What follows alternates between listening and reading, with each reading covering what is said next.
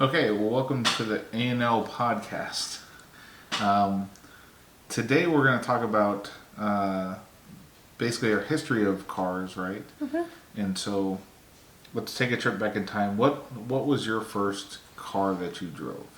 First car I drove, a 1987 Honda Accord. I want to say it was like the EX model, or whatever the middle model was. I don't. I think like DX was like the lowest model, and LX was the top model, if I remember correctly. So I think I had like the middle model. Yeah, and I And think it was green. I remember it was a green car. it was very green. I think wasn't you it? had that Yeah. car, when we started dating. Yeah. So I remember that car. So you're not an exciting car, right? You weren't really It was not, no. you weren't really into cars at this point in time, were you? Not one bit. No, I didn't. Let's see. I didn't get into cars for quite a while. Getting ahead of ourselves. Yeah. We'll get into that. But so 87 Honda Accord, right? Yeah. So what did you have after that? What did I have after that? I had a 97 Honda Accord.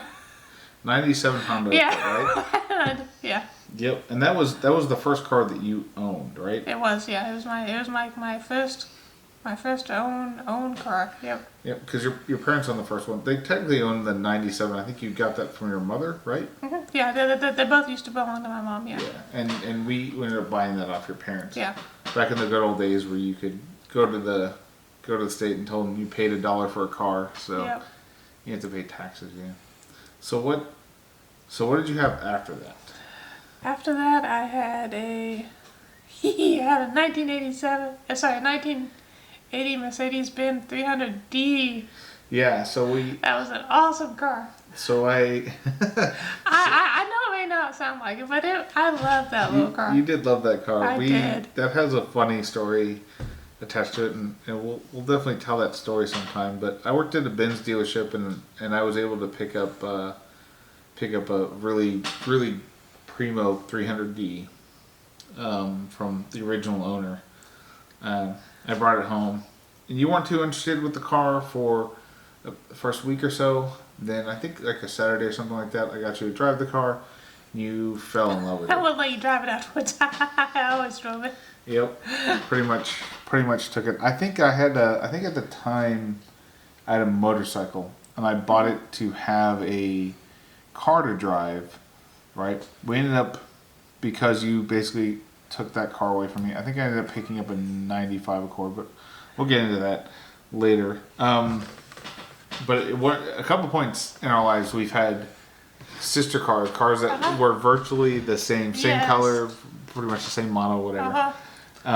Which was brought about some kind of funny things. Yeah,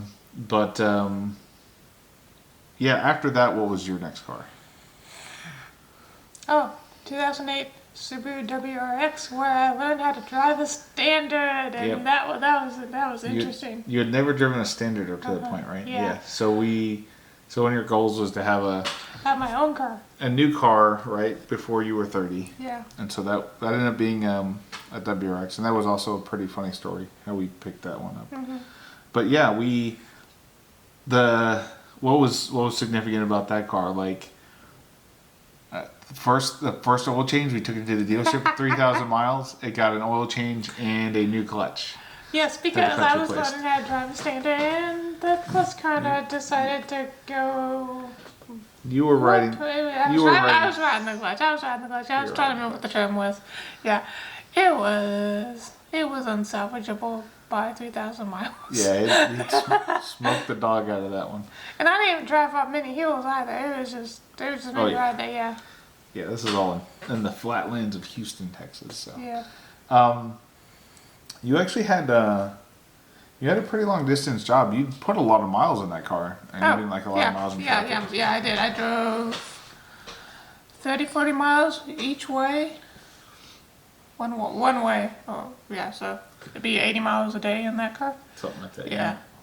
And what so I guess at this point in time, you were a car person, right? Like it, Yeah, but by the time I found out about the WRX, I would say probably around 2005, I started to become I was, well, a little bit before then, but yeah, I was becoming as I thought, a very connoisseur of sports cars and stuff. yeah, because the most people, you might buy an Impreza or something, Yeah. but like if you know about particularly then, if you know about the WRX and bought one, you were an enthusiast, Yeah, right? yeah, because it wasn't like advertised or nothing like that. You had to know what it was to actually go in and ask for one or find one on a lot or whatnot. Yeah. Yeah. All-wheel drive, turbocharged little sedan. Yep. And the next year, the 2009 model, they bumped the horsepower up. No, not next model, like next month after we bought it. What was the next year? Yeah. So then, what was the car after that? It was a 2011 Subaru WRX STI. Because once I learned how to drive the WRX, I really liked the sedan. I didn't like the hatchback, and they only had the STI at that time in the hatchback. So you promised me, if they ever come out with the sedan over in the States, you'll try and get me one. And you surprised me with that one again. Yep, we went and we ordered a 2011 WRX STI. Mm-hmm. And every time you order a car, there is some major disaster. Yes. And every time I order a car, everything's fine. Everything's fine. Fucking fine. Yeah. 2011. It was a tsunami that hit Japan. That actually affected that plant that Subaru had their plant over in that area. Yeah, and the car shipped like a couple weeks before that tsunami hit. And then in 2020 again, that one had another disaster, of course, which everyone knows about. But there's a car before that. I'm just blanking right now. So what was the car after? Yeah. So what was the car after your STI? So you like the STI, right? I did, yeah, no, I love the STI. I love the body styling. It looked aggressive. It was fun. It had the huge wing, which I loved. Big wing gang. Yes. I don't care. I had the big wing. Yeah. The thing I didn't like about it, which kind of is like you try and pass somebody, just go normal. They see the big wing. They see the big body kit. They came stock, mind you, but they see it. They're like, I don't want to let you pass me, even though you were going 10 under. They speed up and try to be a little not nice about it. But anyways, it's not a dish about the car. I love the car. It did have a cylinder issue. Yeah. Well, we'll go more go more in depth in the cars later. But so now you're pretty. If you're buying an STI, you're an enthusiast, right? You're definitely staying in the Subaru brand. But what was your next? You're stepping up your game. What was your next car? 2018 BMW M4 Competition Sport. So quite a leap up in price and performance, right? Yeah, I got it in white. We ordered that car, and then there was another disaster. Hurricane Harvey hit Houston, and it rained for a whole week down there, and the boat couldn't even dock. It had to go. We were following the shipment, trying to figure out where, because we didn't want it to be get flooded or have any damage before it came in. And no, they shipped the little boat out to Florida until the hurricane passed, and then brought it back. Yep. Yeah, but that was a good little car too. Yep. And then after your 2018 M4, I got a 2020 Dodge Challenger Hellcat Red Eye wide body. She's trying to remember all the descriptors. And it's such a long, formal name. It's just I'm just gonna call it Hellcat Red Eye. Yeah. So that brings us. But that's a good little car. I love that little car. I love all my cars. We ordered that car in the midst of a pandemic. Yes. Which we were lucky that we got it before this other stuff happened with cars down here. Yeah. Yeah. So I mean, quite quite a long history of cars, right? Uh-huh. And you were definitely like very much a connoisseur of cars, right? Not just new cars, right? I like old cars too. Yeah. So Yeah. we talked about the 300D, and in fact we were brewing some plans to try to pick up another one. You love that car so much. Yes, I don't care if it.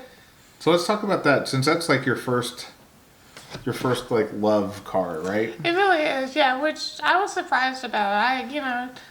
How you surprised me about it, but.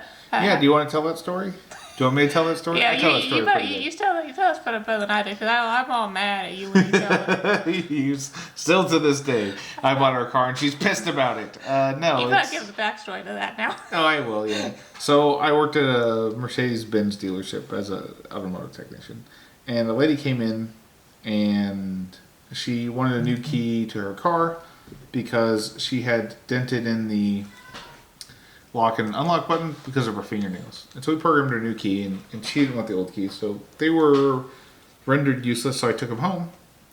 And when I got home, I said, "Hey, Lauren, and look what I got you something." She's like, "What?" And I handed her the keys. And I'm so ecstatic. I'm so happy. You bought me a Benz. You bought me a Benz, and she ran outside. I didn't ask her what it was. I was just like so happy.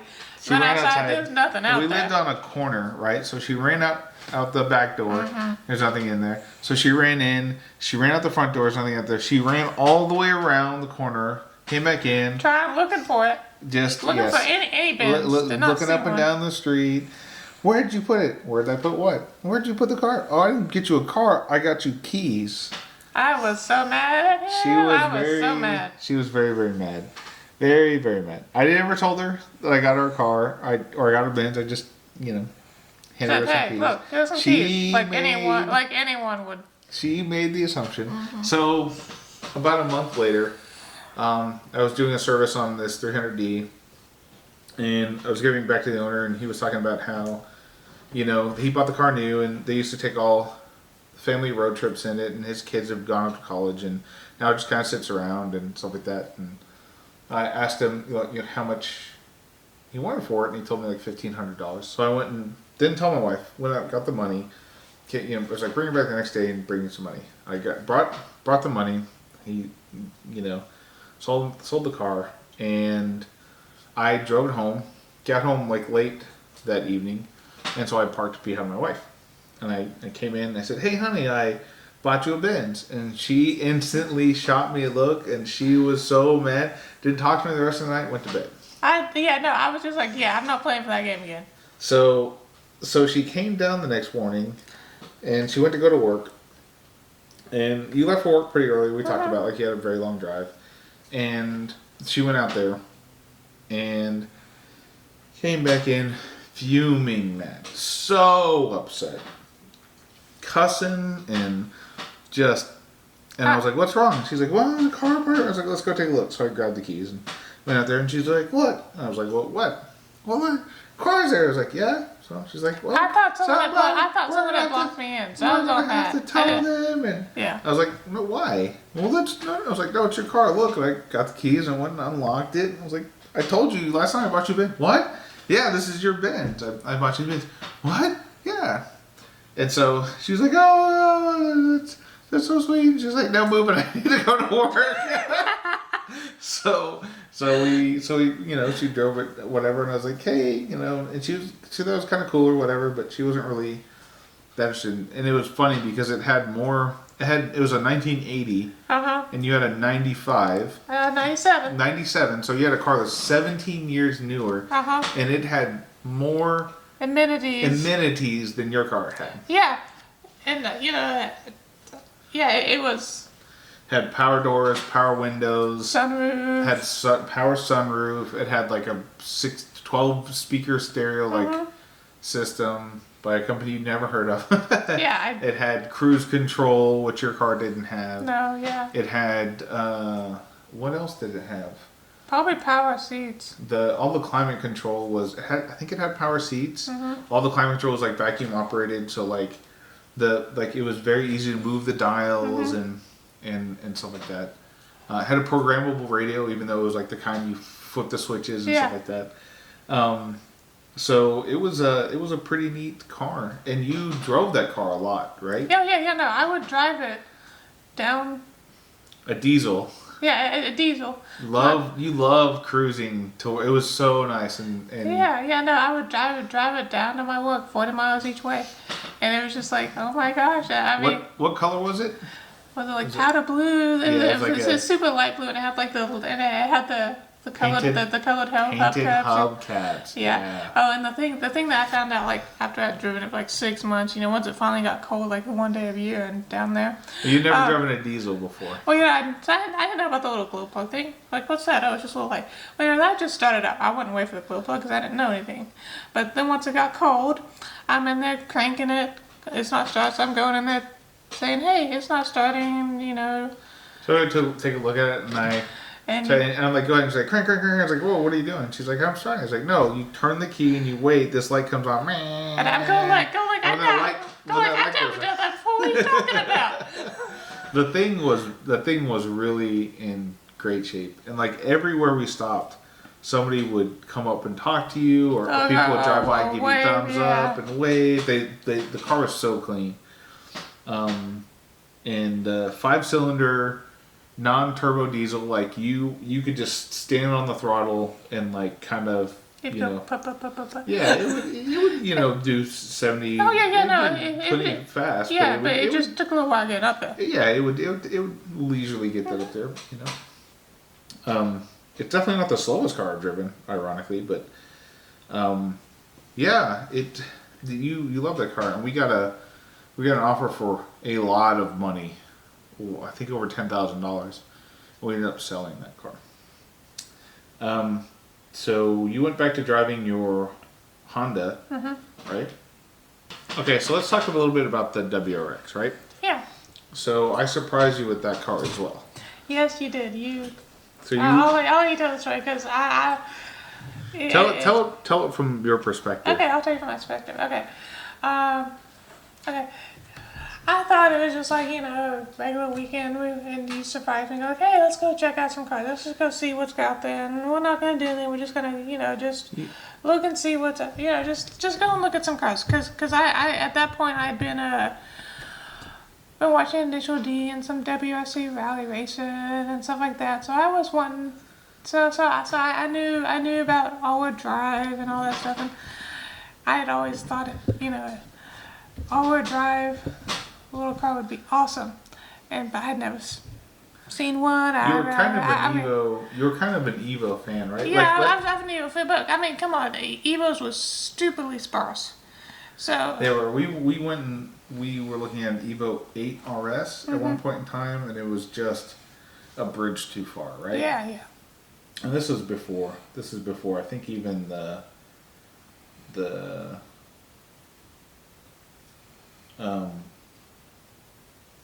whatever you call it.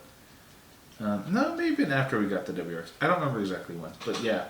It was before that we got the WRX. It was definitely before we got the WRX. But anyways, so you said, you were just talking and said, hey, let's go. So you were driving your Honda at the time. Yeah. Oh yeah. I forgot about that week my AC went out. Came home one day. And you cannot drive a car down there without AC.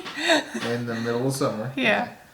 So I took a look at it and I was like, I didn't really take a look at it. I looked at it and pretended to take a look at it. And I was like, we're going to have to replace the compressor and the condenser and the evaporator coil and, flush the system and get Freon.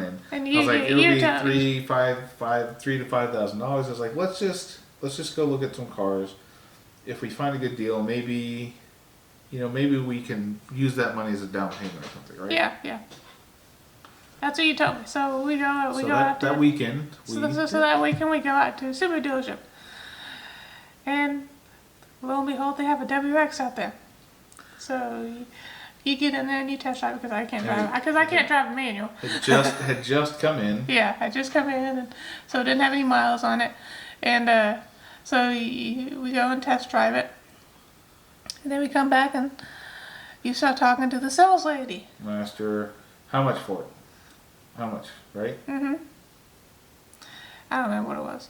But She told us. Yep, yeah. she told us. Yeah, and then I'll let you finish the rest. No, go ahead. Oh, you were going like, well, is that like the total price with tax, title, license, all that stuff?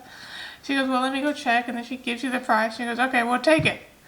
And I said, yeah, let's start the paperwork. and then We'll take it. so she goes and walks away and starts doing that stuff, and her jaw hit the ground. yeah, she really was surprised. She didn't have to do any haggling or bargain or any of that stuff. She was just like, what? I don't think she thought we were gonna buy it. Yeah, come on, we're kids. Yeah. And then yeah. She came back in. So she was like, "What?" I was like, "Yeah, we'll take it. Can we drive it at home today?" Yeah. Let me go check. And she left. And while she's doing that, I'm going like, You had no idea. I had no idea what you're doing. I'm just like, I'm being quiet. I'm waiting until she's gone, and then I'm leaning over. We're sitting in this lady's office, and she leans over. Yeah, go ahead. I'm going like, what are you doing? She's whispering to me. Yeah. Like, no one's around. Why are you whispering? Yeah, there's no one anywhere close. And I'm going like, what are you doing? I was like, I'm buying a car. What does it look like I'm doing? I was like, do you not want a WRX? She's like, no, I want that to be awesome. But what are you doing? What? So then the cylinder was very flustered. So she came back and she said, oh, I need this information from you. And I said, oh, why is that? And she said, well, we're going to, we're running for finances. No, I have financing taken care of. Just contact my bank. And I handed her that thing. So I'd actually been planning on buying a car for some time now. And just didn't talk to my wife about it, right? Yeah, and so it was this all was a the surprise perfect. to me. So I had already gone to the bank and secured financing and knew how much we could and got the pre-approval and I had a letter with all the contact information. So yeah, so I was like, when she said, I had researched market value and all this other stuff, and it was a price. It was a good price for the car, and they had added a bunch of stuff on there. And she came back and she said, oh, well, we added all these things to the car. And I was like, yeah, I don't really need those. You can take those off. He's like, oh, well, hold on a second. And she came back and she said, we're just going to throw them in for free. So same price and you'll get all those things. So I was it was like pinstriping and the tie-down battery thing. And a billet oil cap. It was like stuff like that, yeah. Some other things, yeah. And we ended up buying a shirt as well from the gift shop, right? Yep. Commemorate that. So yeah, so we drove home. Oh, I drove it home. Yeah. You drove the Honda home. Yeah. And we subsequently taught you how to drive a standard. And, and then in 3,000 miles, it got an oil change and a new clutch. Yep. And I was kind of dreading that because I was expecting to have to pay for it, but they did, so that was nice. That actually endeared us to Subaru quite a bit. Which was unfortunate what happened later. But yeah, so now you had these 140 horsepower front-wheel drive cars, and now you had a 245 horsepower because it's all-wheel drive manual sports car, right? Tuned differently and all this other stuff, and it was an eye opener for you, right? I didn't understand what was happening. I just loved it, and then once I started driving it, taking turns fast. Yeah. You come home and let's go boom boom boom boom boom. And then you would tell me how I could adjust the suspension sometimes and to make the back end go out more and all this other stuff. Yeah. Yeah, it was that really I think made you super happy, and you liked going out there and we would go out for drives and stuff like that, and it was a lot of fun. That car was a lot of fun. It ended up when you picked up the STI, I turned that into a project car, and we spent I think we ended up selling it $32,000, $33,000. I think we paid $20,000 for the car, and we put it just in suspension components alone, right?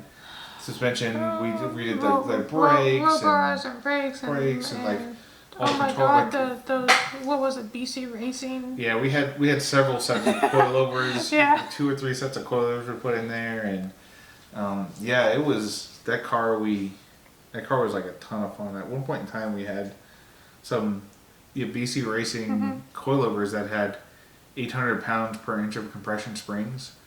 The car would you would make your kidneys bleed by driving it. But if somebody left some gum on the road, you sure as hell knew it. Yeah. I mean, it was a little hard on your butt and kidneys and stuff like that when you're driving it. But oh my gosh, you could stick to the road. You were playing it. That was for sure. That car was tons of fun. And that also helped me understand the importance of tires. Yeah, we got the BF Goodrich. Well, no, it was the Bridgestone Potenzas R11s. Yeah. Tires are, if you haven't experienced this, tires are by far and away the best money you can ever spend on a car.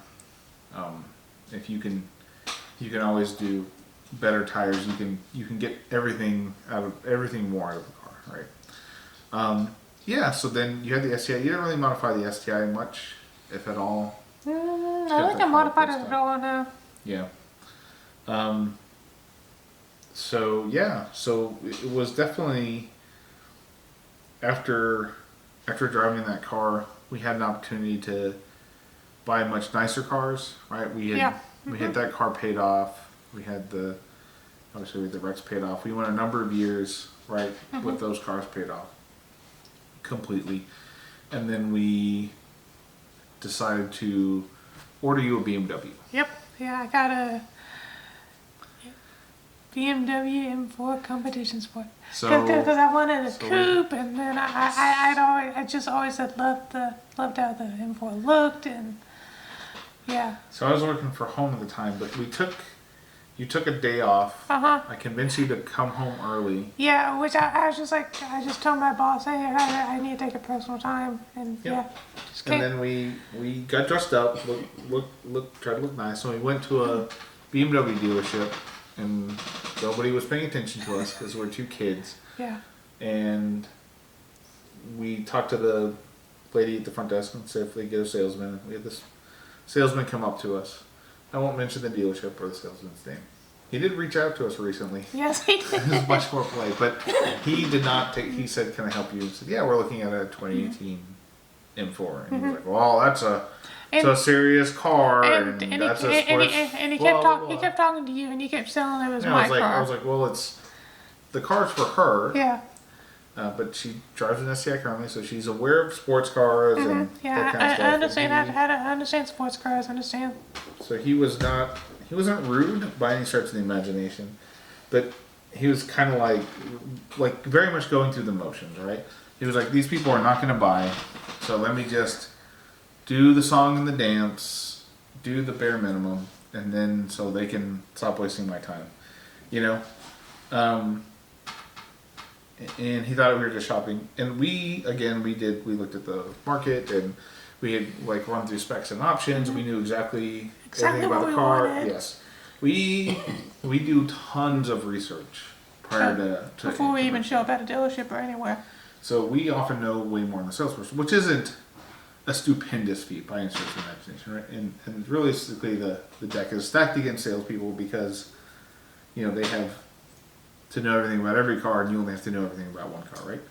So we were like, hey, we'd like to order one. He's like, oh, ordering the process, whatever. And he's like, oh, I can just search the inventory. I was like, okay, well, if you can find one exactly like we want, and you can get it here, then that's fine, that'll work.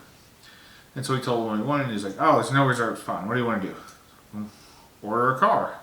And he was like, oh, I was like, can you not order cars here? Does BMW not do this? He's like, no, we do, of course. I was like, okay, well, let's go through that process. So we picked all of our, he's like, okay, well, here's the options, like, this is what we want. We knew everything, and we went through the whole thing. He's like, okay, hold on. He went, printed it out, and came back. He's like, here's what it costs. I was like, yeah, that sounds good. He's like, do you guys do any incentives, deals? And he's like, we sell every allocation we have. We generally don't do any deals. It's at best MSRP. I was like, well, yeah, if you could see. So he went out, came back, we can do this much off. I was like, okay, yeah, if you get it in writing, we'll do it. And he's like, okay. Came back, he's like, here you go. I was like, okay, we'll need a deposit. I was like, how much? And he's like, $1,000. I was like, okay, sure. And I was like, how do you want it? Do you take check? He's like, oh, take check. And we forgot our checkbook. So we lived less than a mile away from this dealership. Yeah. So I was like, just okay, on the other side. Yeah. We live right here on the street, right down the road. So we will be back 5 minutes. And I think we booked it out. Yeah, no. I ran into the place to get Yeah, it. I pulled in. You went and pulled in backward. I stopped. She ran out. I pulled the car. It was like she grabbed the said, so I could run out, hop in, was and we like, could zoom out. Yeah. It was I'm not saying we sped, but we definitely sped. Right. So we got back there. And it was like, we pulled in and like crossed the door. And it was like 4 minutes and 50 seconds or whatever, right? And I was like, we made it, right? So we walked to the front desk and we're like, hey, where's so and so? She's like, oh, he went to lunch. I was like, so okay. Like, well, can I help you? He's like, yeah, well, you're ordering this car. And she's like, let me ask the sales manager. And the sales manager came up and said, can I help you? And yeah, we ordered this car. And she's like, oh, really? Yeah, we really. And so she went through the spec again, and she accepted. And she's like, "Okay, well, you have an order, and like that's." Mm-hmm. And of course, she was talking to me. She's like, "Congratulations!" So I was like, "No." The car's running. She's like, "Oh." Yeah, because apparently, I guess a lot of women don't drive M4s. Because everyone always thought it was for him, but it was only, even when they delivered that car. Yeah. Even when they delivered that car. And by the time they delivered that car, I had a pretty nice car too. So yeah, that was, you liked that car, but it just wasn't. It didn't. I got it with the PDK. In hindsight, I probably should have gotten it in manual, but. You were driven the STI for so long. You were like, my left foot's getting tired of all the stop and go traffic for 25 miles each way. I don't want to drive another manual. That was my thought at the time. Mm-hmm. I wasn't thinking about the experience of the car. It's different. A PDK is not an automatic, right? You've driven automatics for years and years and years, and then you drove standards exclusively for years and years and years, and you kind of like. The thought was that if you could play with the paddles or hit the tip shift or whatever, if you wanted a manual experience, finger quotes. Mm-hmm. Otherwise, you would, you would drive like an automatic, and it definitely is not. It's not. It doesn't drive like an automatic, which I was. I mean, there's definitely subtle differences, and if you haven't driven a PDK, like whatever, it doesn't creep forward in traffic, and there's a couple other things. It can roll back at a stop, and as technology progresses. Yada yada yada, but like, it wasn't, and even those years of BMW had some issues, right? Like when it was cold, the transmission got kind of jumpy, and there's some other characteristics about the car they did to make it more exciting that you didn't like, right? Yeah, the first gear was so short. Yeah, at max RPM, you couldn't even do 20 miles an hour in first gear, right? But you could barely do 15. Yeah, and that was at the red end of first gear. So it was like a real jumpy gear. It wasn't really useful, and second gear was kind of long and not the best. So the car was some compromises, and I think definitely me having the ZR1 made you feel like the car was like a little less special. But whenever we took road trips, you couldn't keep up. Like I would just like hit the gas and disappear. So I put my foot down. Like, come on. You just stand on the throttle and like I would disappear into the distance. So definitely something with a lot more horsepower was coming down the pike, and so after the BMW, you got the Challenger, right? Yeah. And that was again like a car that people were surprised were for you, right? Mm-hmm. Yeah, because I wanted the old school look, but a very comfortable ride and stuff like that, and that was just what I was looking for at the time. And I love the Challenger. It's just so wonderful, and the little whine from the supercharger. Even if you're going just like 20 miles an hour or whatever, it just always brings a smile to my face. Yeah.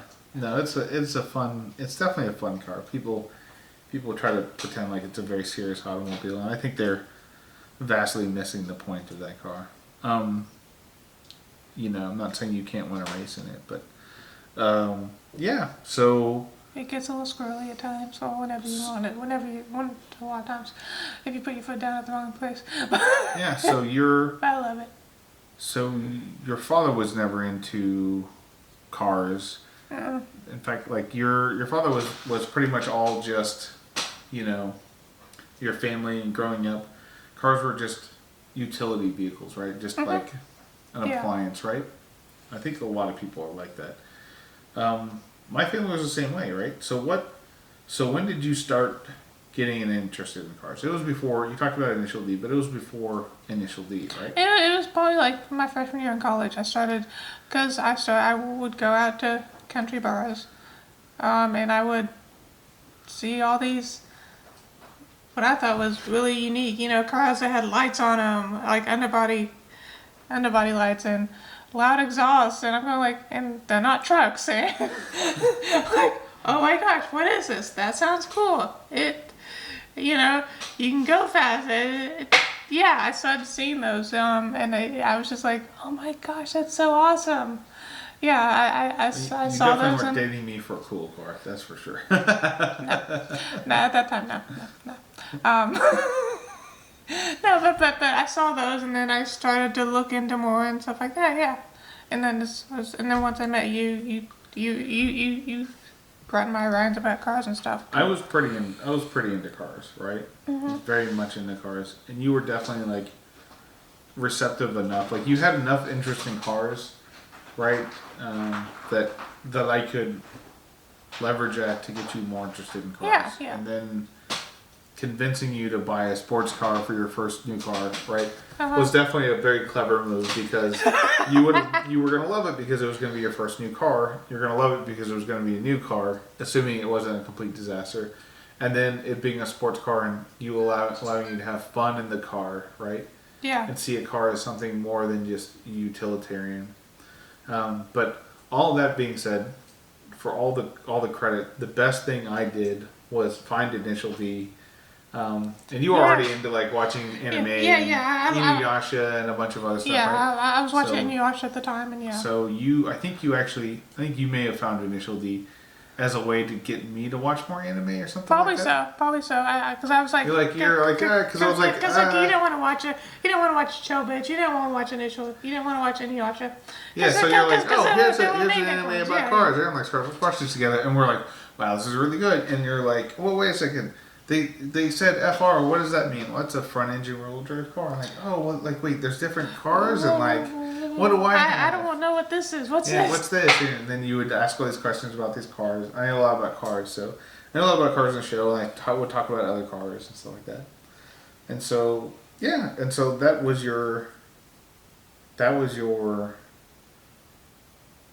right. That I think was what primed the pump to allow us to, because otherwise I don't think I could have convinced you to buy it. No. I'll be honest, if it probably wouldn't have been, Initial D was kind of, I guess, what brought me over into like sports cars, and especially all-wheel drive and manuals, and hey, you can take turns like this and go fast. Yeah. You don't have to hit the brakes. It's okay if tires squeal.